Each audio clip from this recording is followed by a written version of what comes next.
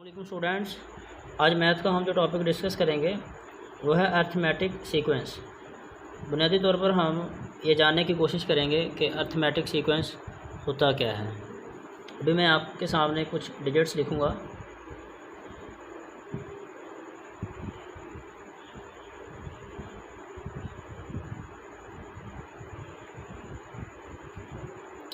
अभी मैंने कुछ डिजिट्स लिखे हैं एक सीक्वेंस में, तो अगर इन डिजिट्स के दरमियान जो डिफरेंस है वो थ्रू आउट सेम रहे, जैसे फर्स्ट टू डिजिट्स हैं ये, इन्हें हम टर्म्स भी कह सकते हैं, फर्स्ट टू टर्म्स। तो इन दोनों के दरमियान जो डिफरेंस है वो 2 का है। अब ये दो जो हैं इनके दरमियान जो डिफरेंस है वो भी 2 का है। इन दो के दरमियान जो डिफरेंस है वो भी 2 का है। तो इस तरह का जो अगर हमारे पास कोई सीक्वेंस आएगा तो हम उसे कहेंगे कि ये सीक्वेंस अर्थमेटिक सीक्वेंस है। ये तो था जी अर्थमेटिक सीक्वेंस के बारे में थोड़ा सा इंट्रोडक्शन। लेकिन अक्सर औकात सवालात इस तरह से आते हैं कि वो आपसे पूछ लेता है कि इस तरह का आपको कोई सीक्वेंस दिया होगा और वो कहेंगे कि इस सीक्वेंस में 15वें नंबर पर कौन सी टर्म आएगी। तो उसको मालूम आप कैसे करेंगे? उसको मालूम करने के वैसे दो तरीके हैं। एक तरीका तो ये है कि आप 11 के बाद फिर 2 को ऐड करें, इसमें 13, फिर 13 में 2 ऐड करें, 15, फिर इसमें 2 ऐड कर लें, 17। एक तो तरीका ये है, लेकिन अगर हम इस तरीके को इख्तियार करेंगे तो टाइम ज़ाया होगा, हमारा ज़्यादा वक्त लगेगा। तो एक जनरल फार्मूला होता है इसको मालूम करने का। अब हम इस फार्मूले को समझेंगे। इस फार्मूले में हमने करना क्या होता है कि जो फर्स्ट टर्म है उसे हम A1 लेंगे। ये हमारे पास आ गई जी फर्स्ट टर्म।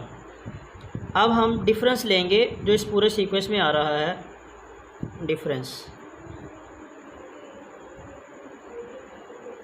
अब डिफरेंस में 3 - 1, ये हमारे पास आ गया 2। हम यहाँ पे नोट कर लेंगे जो डिफरेंस हमारे पास आ गया है 2।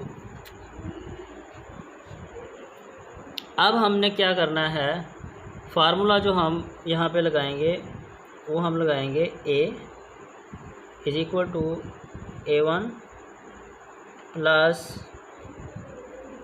n - 1 × 2। अब ये हमारे पास फार्मूला है अर्थमेटिक सीक्वेंस में किसी भी नंबर की वैल्यू को मालूम करने के लिए। फ़र्ज़ करें कि अब हम इसी सीक्वेंस में कहते हैं कि 20वें नंबर पर या 22वें नंबर पर कौन सी टर्म आएगी। तो उसके लिए हम n को इक्वल कर लेंगे 22 के। n जब 22 के इक्वल हो गया तो अब हम A22 को लिखेंगे। A1 हमारे पास 1 थी, n की जगह पे 22 - 1 और d की जगह पे उसकी वैल्यू। अब ये हमारे पास आ जाएगा जी 21 × 2 42। ये हमारे पास 43 इसका आंसर आ गया। तो इस तरीके से आप किसी भी सीक्वेंस में, वो अगर सीक्वेंस अर्थमेटिक सीक्वेंस है तो आप किसी भी नंबर पर आने वाले टर्म को फाइंड कर सकते हैं और इससे आपका टाइम भी बचेगा और आप जल्द से जल्द अपने सवालात भी हल कर सकेंगे। अब एक्सरसाइज 2.2 का जो पहला क्वेश्चन है उसमें वो कह रहा है हमसे कि state whether the following sequence are arithmetic और नॉट। नीचे हमें वो सीक्वेंस दे रहा है, उसमें वो हमसे ये पूछ रहा है कि ये वाले जो सीक्वेंस हैं ये अर्थमेटिक सीक्वेंस हैं या फिर नहीं।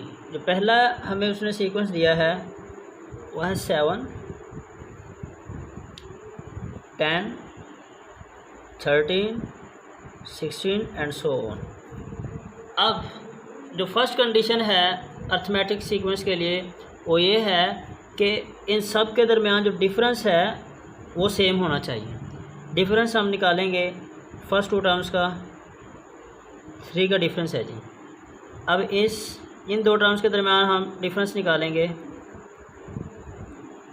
वो भी 3 है। इन दो के दरमियान हम डिफरेंस निकालेंगे, वो भी 3 है। अगर इन सब के दरमियान जो डिफरेंस आ रहा है वो सेम आ रहा है, तो इसका मतलब ये है कि हमारे पास जो सीक्वेंस है वो अरिथमेटिक सीक्वेंस है। इसमें आपको किसी भी किस्म का कोई शक नहीं होना चाहिए। तो दूसरा क्वेश्चन है इसका, वह है 3 - 2 -7 -12 एंड सो ऑन।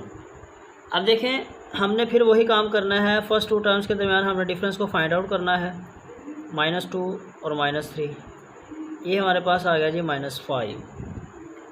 अब ये वाली टू टर्म्स हैं, इनके दरमियान में हम देखते हैं कि डिफरेंस क्या आ रहा है, -7 और -2। अब ये आपस में मल्टीप्लाई होकर जमा का साइन हो जाएगा। अब हमें पता है कि -7 में से अगर हम +2 को निकालेंगे तो जवाब आएगा हमारे पास -5। अब इनके दरमियान भी जो डिफरेंस आया है वो 5 का आया है। इसका मतलब है कि टोटल जो सीक्वेंस चल रहा है उसमें डिफरेंस सेम है, तो हम कहेंगे कि ये भी हमारे पास अरिथमेटिक सीक्वेंस है। नेक्स्ट क्वेश्चन जो है वो है हमारे पास 1, 4, 9, 15 एंड सो ऑन। अब हम करेंगे क्या कि फर्स्ट टू जो टर्म्स हैं हमारे पास, हम इनका डिफरेंस लेंगे। डिफरेंस आया है 3, लेकिन ये वाली जो दो हैं इनके दरमियान जो डिफरेंस आ रहा है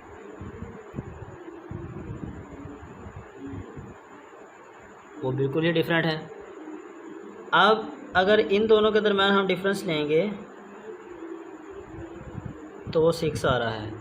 अब कोई सी भी दो टर्म्स ऐसी नहीं हैं इस पूरे सीक्वेंस में जिनमें डिफरेंस सेम हो, तो हम ये कहेंगे कि ये वाली जो हमारे पास सीक्वेंस है ये अरिथमेटिक नहीं है, नॉट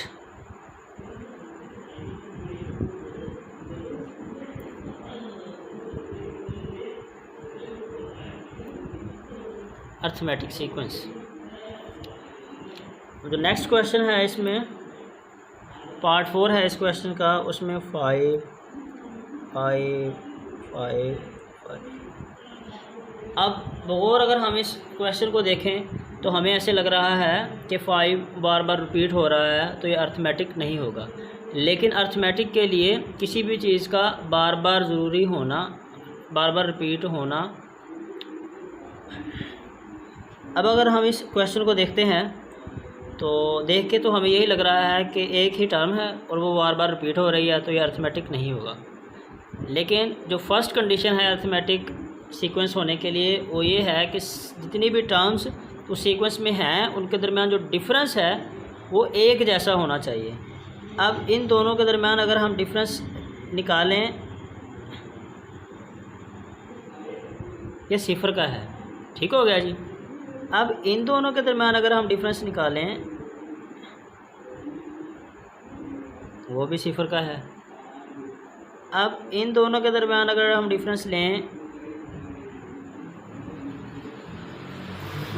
वो भी 0 का है, तो हम कह सकते हैं कि ये जो हमारे पास सीक्वेंस आया है ये अरिथमेटिक है, अरिथमेटिक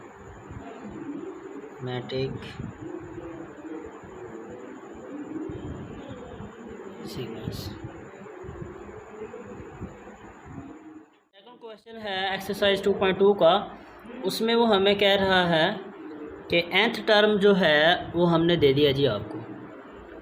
आपने फाइंड करना है अरिथमेटिक सीक्वेंस हर क्वेश्चन का। पहला जो क्वेश्चन है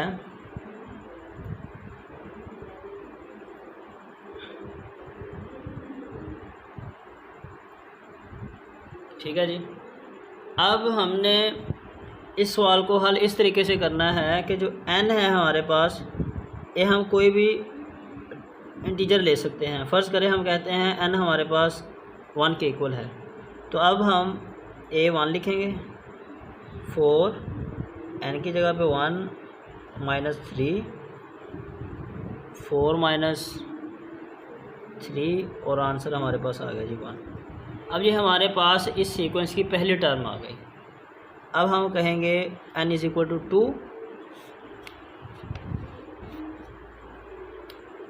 फिर हम पुट करेंगे n की वैल्यू। इसमें से 3 को हमने क्या कर दिया, माइनस कर दिया।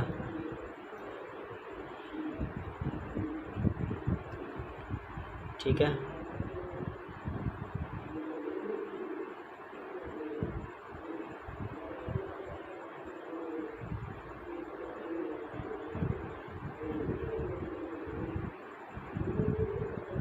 ठीक है जी। अब ये हमने वैल्यूज़ फाइंड कर ली। अब जो हमारे पास सीक्वेंस बन रहा है अर्थमेटिक, वो है 1, 5 और 9। ठीक है जी, ये हमारे पास एक सीक्वेंस बन गया जो इस क्वेश्चन में हमें आंसर रिक्वायर्ड था। अब जो नेक्स्ट है हमारे पास, ये है जी हमारे पास सेकंड क्वेश्चन। अब n की वैल्यू हमने बिल्कुल उसी तरह पुट करनी है। हम कहेंगे जी n इज़ इक्वल टू 3। ठीक है जी, ये 3 आ गया, n की जगह पे 3 आ गया, माइनस 5 आ गया, 6 माइनस 5 और ये 1। अब हम कहेंगे जी n बराबर है 4 के, तो उसी तरह हमने वैल्यूज़ ऐड कर देनी है।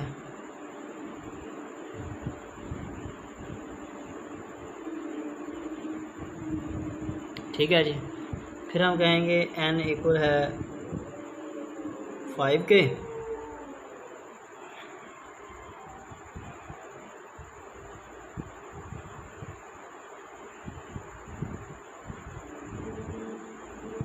ठीक है जी। तो अब जो हमारे पास सीक्वेंस ऑब्टेन हुआ है वह है 1, 3, 5 और इन सब के दरमियान जो डिफरेंस है वो सेम है 2 का। ये है जी हमारे पास नेक्स्ट क्वेश्चन। अभी हमें वैल्यूज़ दे दी गई हैं, हम क्या करेंगे, बिल्कुल उसी तरह n की वैल्यू पुट करेंगे जी। हम कहते हैं n इज़ इक्वल टू 6।